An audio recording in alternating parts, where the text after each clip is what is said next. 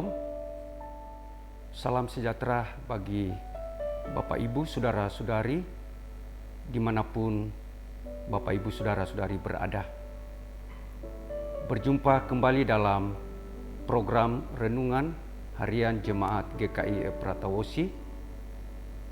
Tentunya sebagai anak-anak Tuhan, kita menaikkan ungkapan syukur terima kasih kepada Tuhan kalau sampai di hari ini saya dan Bapak Ibu Saudara masih tetap menikmati berkat Tuhan. Itu karena kemurahan Tuhan.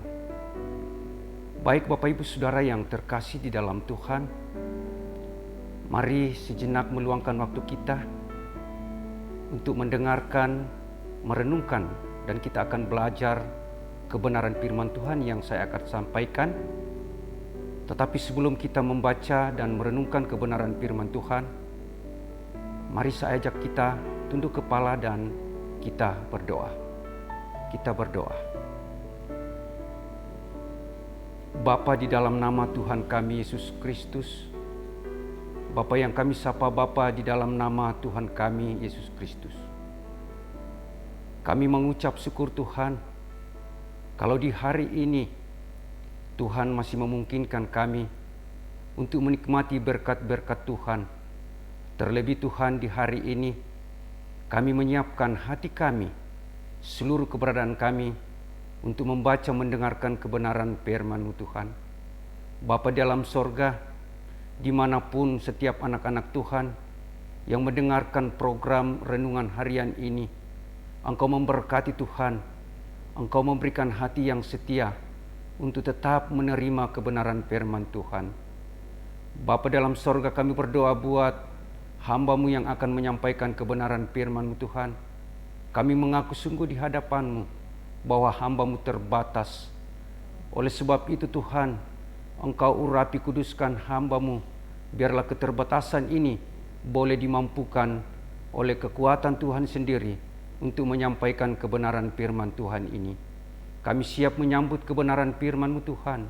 Di dalam nama Tuhan kami Yesus Kristus, kami telah berdoa mengucap syukur kepada Bapa di sorga. Haleluya. Amin.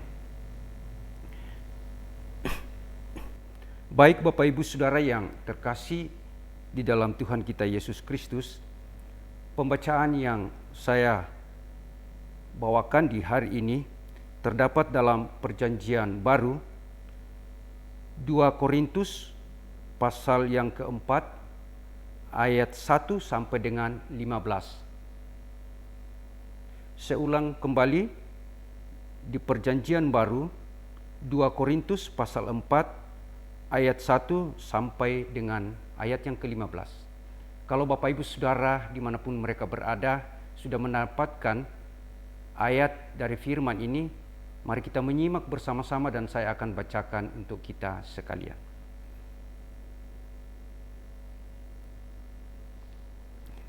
Lembaga Alkitab memberi judul yaitu Harta Rohani dalam Bejana Tanah. Ayat pertama, oleh kemurahan Allah kami telah menerima pelayanan ini, karena itu kami tidak tawar hati, tetapi kami menolak segala perbuatan tersembunyi yang memalukan. Kami tidak berlaku licik dan tidak memalsukan firman Allah. Sebaliknya kami menyatakan kebenaran, dan dengan demikian kami menyerahkan diri kami untuk dipertimbangkan oleh semua orang di hadapan Allah. Jika Injil yang kami beritakan masih tertutup juga, maka ia tertutup untuk mereka yang akan binasa, yaitu orang-orang yang tidak percaya, yang pikirannya telah dibutakan oleh ilah zaman ini, sehingga mereka tidak melihat cahaya Injil tentang kemuliaan Kristus yang adalah gambaran Allah. Sebab bukan diri kami yang kami beritakan, tetapi Yesus Kristus sebagai Tuhan, dan diri kami sebagai hamba-Mu karena kehendak Yesus.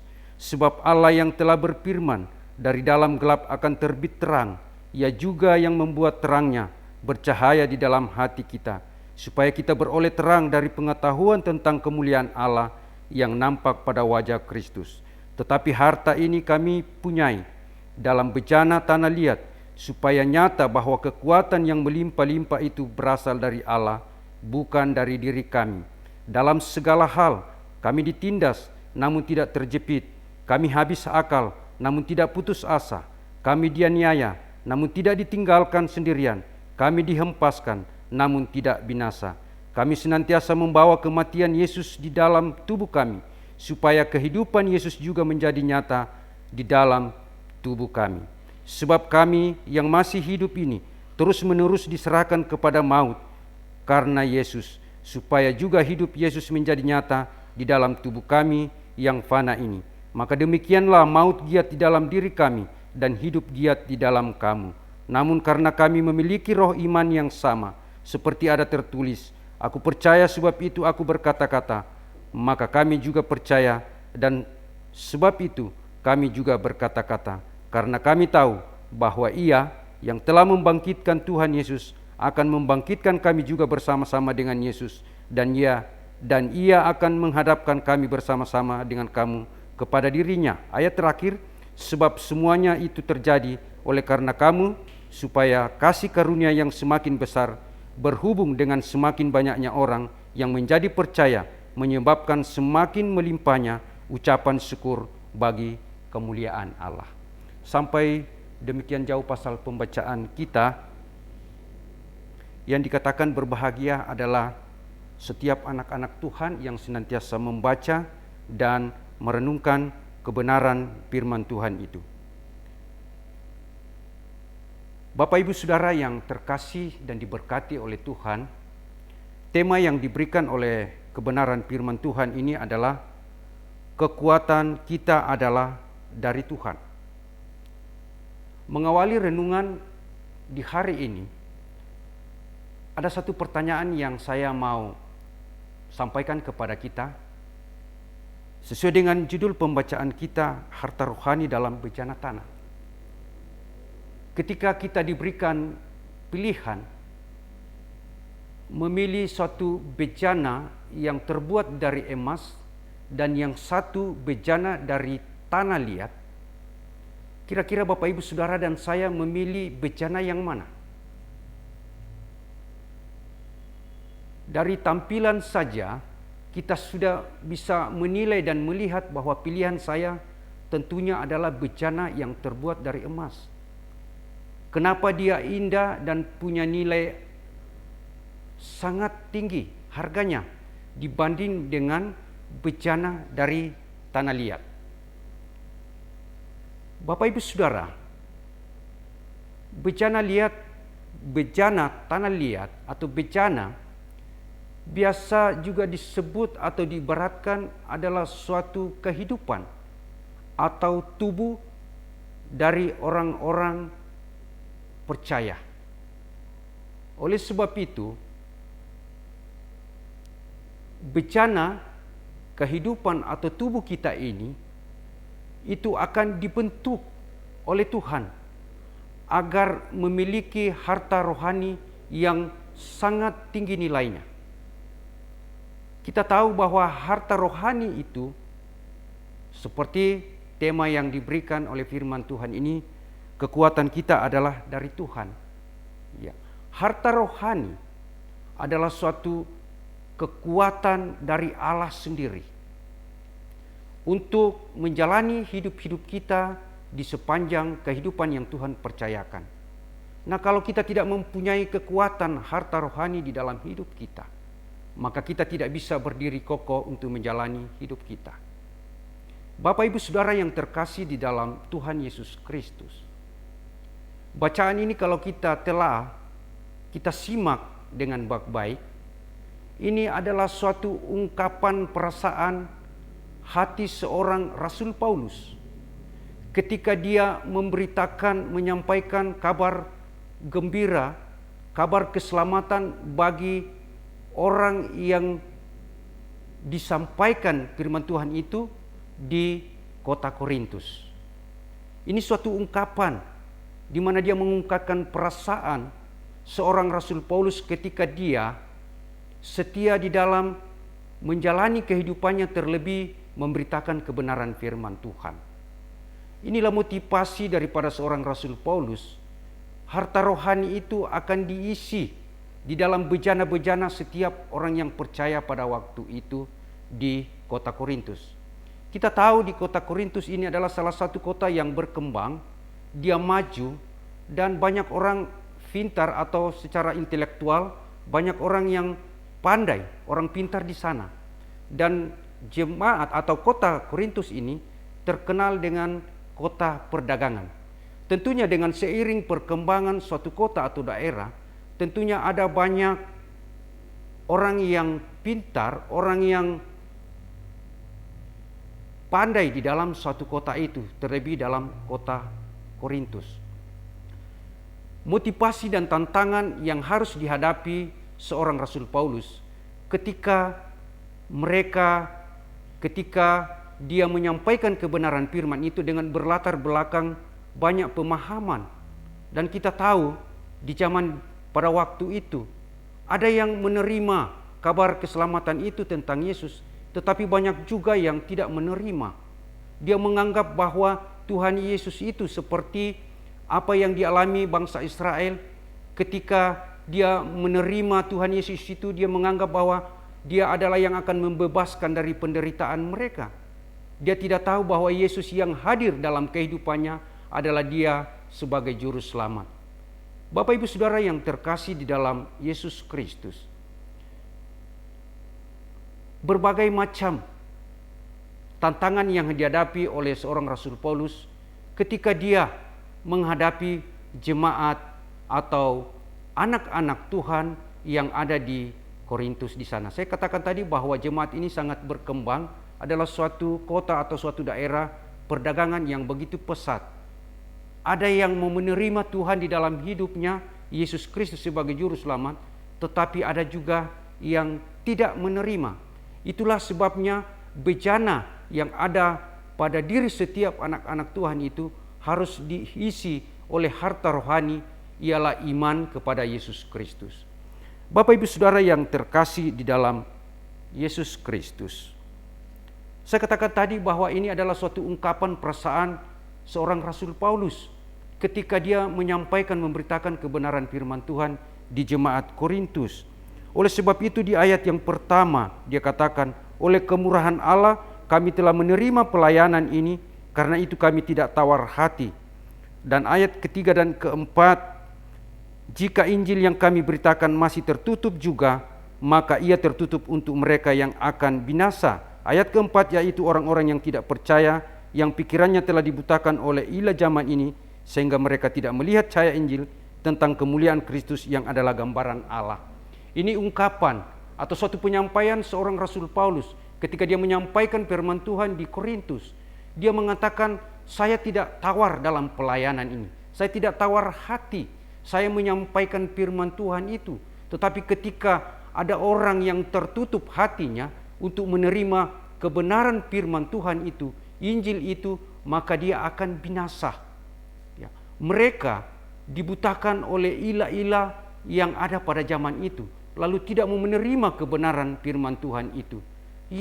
Rasul Paulus menyampaikan bahwa saya tidak tawar hati. Artinya apapun pergumulan yang dihadapi seorang Rasul Paulus, dia tetap maju untuk menyampaikan kebenaran firman Tuhan, yaitu Injil kebenaran firman Tuhan. Dan dia katakan di ayat yang keempat tadi, bahwa jika Injil yang kami beritakan masih tertutup juga, maka ia tertutup untuk mereka yang akan binasa.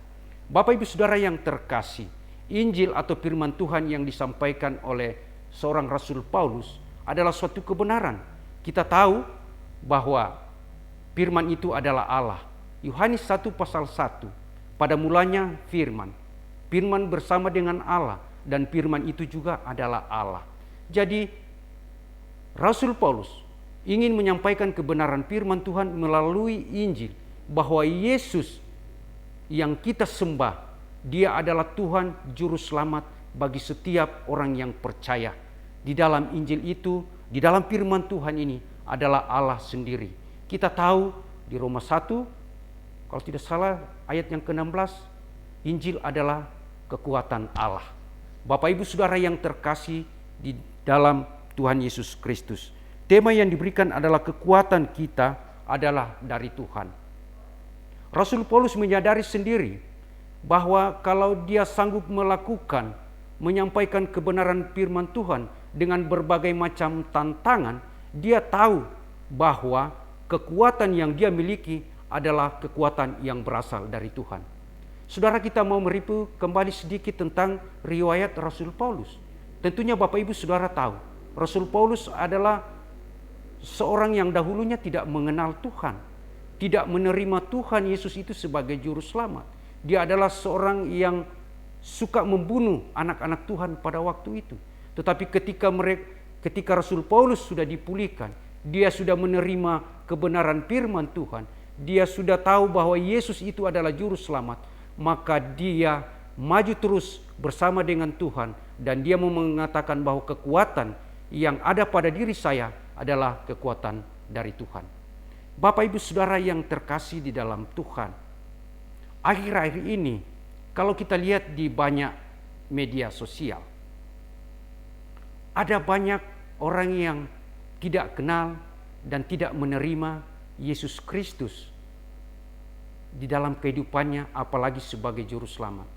Tetapi puji Tuhan, Roh Kudus akan memampukan setiap orang yang senantiasa menolak kebenaran firman Tuhan, menolak Yesus Kristus itu, dia akan berbalik dan menerima Tuhan Yesus. Kita bisa menyaksikan di media-media sosial, banyak yang tidak mengenal Tuhan Yesus sebagai juru selamat, dia bertobat dan menerimanya. Salah satu yang kita mungkin bisa saksikan, lihat di media sosial, ada seorang hamba Tuhan yang sampai sekarang ini diperhadapkan oleh hukum. Ya, kita tahu semua, yang dahulunya tidak mengenal Tuhan, tetapi dia sangat berani, dia kokoh berdiri menyampaikan kebenaran firman Tuhan itu, dan sampai hari ini dia ditangkap dan berhadapan dengan hukum. Inilah Rasul Paulus di zaman sekarang ini, yang dahulunya tidak mengenal Tuhan, tetapi dia gigih dan dia kokoh, dia berani menyampaikan firman Tuhan itu, menyampaikan Injil itu, kekuatan Allah, dan Yesus itu yang kita sembah dia adalah Tuhan juru selamat bagi setiap manusia yang tetap percaya. Saya yakin dan percaya hamba Tuhan yang berhadapan dengan hukum ini, kekuatan yang dia miliki adalah kekuatan dari Tuhan. Kita mendukung dan kita doakan setiap anak-anak Tuhan, setiap hamba-hamba Tuhan yang berhadapan dengan hukum, apapun bentuknya penganiayaan, kita tetap mendukung dalam doa. Iya, sebagaimana firman Tuhan di ayat ke-8 dan ke-9, dikatakan dalam segala hal kami ditindas namun tidak terjepit, kami habis akal namun tidak putus asa, kami dianiaya namun tidak ditinggalkan sendirian, kami dihempaskan namun tidak binasa. Bapak Ibu Saudara, banyak anak-anak Tuhan, hamba-hamba Tuhan ditindas, dianiaya, tetap dia berdiri kokoh dan teguh, seperti apa yang dilakukan Rasul Paulus sewaktu dia menyampaikan kebenaran firman Tuhan di masa yang lalu. Bapak Ibu Saudara yang terkasih, apa yang menjadi perenungan dari firman Tuhan di hari ini? Tentunya mungkin Bapak Ibu Saudara dimanapun berada mengatakan bahwa saya tidak bisa menyampaikan firman Tuhan seperti hamba-hamba Tuhan. Tetapi saya mau sampaikan bahwa siapapun kita yang sudah mengaku bahwa Yesus itu adalah juru selamat kita, kita siap mempertanggungjawabkan kehidupan iman saudara. Bejana yang saudara sudah diisi dengan rohani keselamatan, saudara harus bertanggungjawabkan. Mungkin saudara tidak bisa menyampaikan firman Tuhan seperti hamba-hamba Tuhan, seperti renungan di hari ini. Tetapi sebagai anak-anak Tuhan dalam kehidupan kita, tentunya kita harus nampak bahwa kita adalah pengikut Yesus. Kita mungkin menyapa saudara kita, berbagi kasih, saling menolong. Ini adalah suatu bentuk menyampaikan kebenaran firman Tuhan. Dari tindak kelakuan kita tercermin bahwa kita adalah anak-anak Tuhan. Bapak Ibu Saudara, namun di dalam mengiring Tuhan ada banyak tantangan yang kita hadapi. Seperti apa yang saya sampaikan tadi, Rasul Paulus itu harus dipenjara karena dia menyampaikan kebenaran firman Tuhan tentang Yesus itu juru selamat. Zaman sekarang juga ada yang berhadapan dengan hukum. Tetapi saya mau sampaikan bahwa berdirilah kokoh di dalam Tuhan, sebab Tuhan akan menyertai Bapak Ibu Saudara di dalam mengiring Tuhan. Ada harga yang kita harus bayar ketika kita mengikut Tuhan. Ada banyak pergumulan yang kita hadapi, tetapi saya mau sampaikan kepada Bapak Ibu Saudara, siapapun Bapak Ibu Saudara, harga yang saudara berikan untuk mengikut Tuhan itu tidak sebanding dengan harga yang Tuhan sudah bayar di atas Bukit Golgota. Jadi yakinkan Bapak Ibu Saudara, jangan pindah dan bergeser dari iman saudara. Apapun yang terjadi, pergumulan apapun yang terjadi, saudara harus tampil berani di hadapan orang banyak atau dimanapun Bapak Ibu Saudara. Sampaikan bahwa di bawah kolong langit ini tidak ada keselamatan, hanya di dalam nama Tuhan Yesus Kristus. Tidak ada sepanjang sejarah dunia di bawah kolong langit ini siapapun rasul dan nabi. Tidak ada, hanya di dalam Alkitab menyampaikan, aku adalah jalan, kebenaran dan hidup. Tidak seorang pun yang sampai kepada Bapa, hanya melalui Tuhan Yesus Kristus. Yakinkan Bapak Ibu Saudara di dalam iman saudara, bahwa Yesus satu-satunya juru selamat bagi kita. Bukan kepada orang Kristen saja, tetapi siapa yang menerima Tuhan di dalam hidupnya, maka dia selamat. Dengarkan firman Tuhan, baca dan lakukan di dalam sepanjang kehidupan saudara, maka keselamatan, bejana, tubuh hidup kita ini diisi dengan harta rohani, lalu kita berharga di mata Tuhan. Baik Bapak Ibu Saudara, renungan mungkin ini singkat. Di dalam kehidupan kita, saya sampaikan tadi, mungkin kita tidak bisa menyampaikan firman Tuhan seperti hamba-hamba Tuhan. Tetapi sebagai anak-anak Tuhan, dari perilaku kita, tindak laku kita, kita mencerminkan bahwa kita anak-anak Tuhan. Mungkin di dalam jemaat kita atau di gereja kita, kita dibutuhkan di dalam satu gereja atau jemaat kita berjemaat, kita dibutuhkan mungkin dipilih majelis atau dipilih sebagai kostor, apapun bentuknya pelayanan dalam jemaat. Saya mau sampaikan, saudara bersedia menerima, karena ini adalah harta rohani bagi kehidupan kita. Ada saatnya nanti kita tidak ada di dalam dunia ini, tapi ketika harta rohani bejana kita ini sudah diisi oleh kebenaran firman Tuhan, kita berharga di mata Tuhan. Bapak Ibu Saudara yang terkasih, firman Tuhan mungkin singkat atau kita tidak terlalu mengerti. Mari kita terus berdoa, kiranya Roh Kudus akan menyertai kita, memberikan pengertian, lalu kita mengerti tentang kebenaran firman Tuhan. Terpuji firman Tuhan di hari ini kekal sampai selama-lamanya. Amin. Mari kita tunduk kepala dan kita berdoa. Bapa, di dalam nama Tuhan Yesus Kristus, kembali lagi kami datang mengucap syukur kepadamu Bapa, oleh karena sesaat lamanya kami telah ada dalam hadirat Tuhan, membaca, merenungkan, dan belajar tentang kebenaran firman-Mu. Mungkin dari antara kami ini Tuhan, kami terlalu sulit mengerti kebenaran firman-Mu Tuhan, tetapi kami mau mengasah iman rohani kami di setiap hari, dan kami berdoa kiranya kuasa Roh Kudus-Mu akan senantiasa memampukan, memberikan pengertian dari setiap kebenaran firman Tuhan, dimanapun firman Tuhan kami dengar, kami baca di sepanjang kehidupan kami. Memberkati setiap anak-anak Tuhan yang tetap setia melakukan, membaca kebenaran firman Tuhan, terlebih di hari ini boleh mendengarkan renungan harian dari jemaat GKI Efrata Wosi. Memberkati hamba-Mu yang sudah menyampaikan kebenaran firman-Mu. Jauh dari sempurna hamba-Mu menyampaikan firman Tuhan, tetapi hamba-Mu berdoa terus Engkau mampukan hamba-Mu di sepanjang kehidupan kami. Biarlah kami mengaku semua bahwa kekuatan yang kami miliki adalah kekuatan dari Tuhan. Kekuatan bukan saja secara fisik, tetapi kekuatan juga berarti bahwa setiap apa yang kami miliki secara finansial, kesehatan, keberhasilan, itu adalah berasal daripada Tuhan. Terima kasih untuk kebenaran firman-Mu di hari ini Tuhan. Biarlah boleh menjadi berkat bagi setiap anak-anak Tuhan yang mendengarkan. Kami berdoa bagi setiap anak-anak Tuhan, setiap hamba-hamba Tuhan yang masih setia untuk memberitakan kebenaran firman Tuhan, dimanapun anak-anak Tuhan, hamba-hamba Tuhan dari seluruh denominasi gereja Tuhan. Biarlah hamba-Mu diberikan kekuatan yang berasal dari Tuhan, agar dia boleh berani tampil menyampaikan kebenaran firman Tuhan. Dia boleh menyampaikan firman Tuhan bahwa Yesus itu adalah satu-satunya juru selamat bagi setiap orang yang percaya. Bapa dalam sorga, memberkati setiap anak-anak Tuhan dimanapun berada, di jemaat kami, di seluruh muka bumi ini, setiap anak-anak Tuhan yang ada dalam pergumulan. Kami tahu pergumulan terlalu banyak kami hadapi di sepanjang kehidupan ini.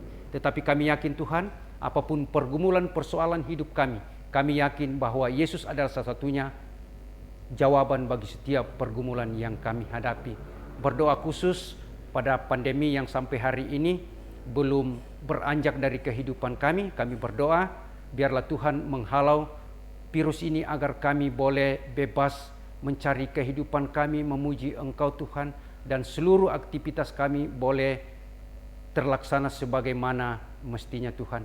Memberkati setiap para medis, pemerintah yang sudah berkolaborasi untuk memutus mata rantai penyebaran COVID ini, biarlah kami senantiasa boleh di dalam kasih karunia Tuhan menikmati hadirat Tuhan sehingga kami boleh bebas melakukan aktivitas kami.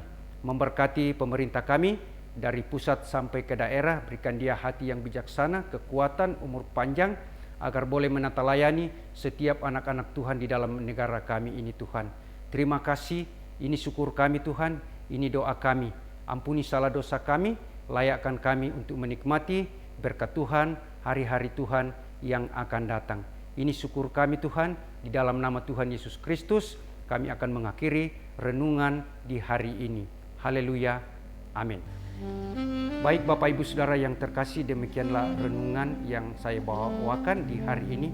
Kiranya firman Tuhan di hari ini boleh menjadi berkat bagi Bapak Ibu Saudara dimanapun Bapak Ibu Saudara berada. Cari Tuhan selagi Tuhan berkenan ditemu. Terima kasih, Tuhan memberkati kita sekali. Shalom.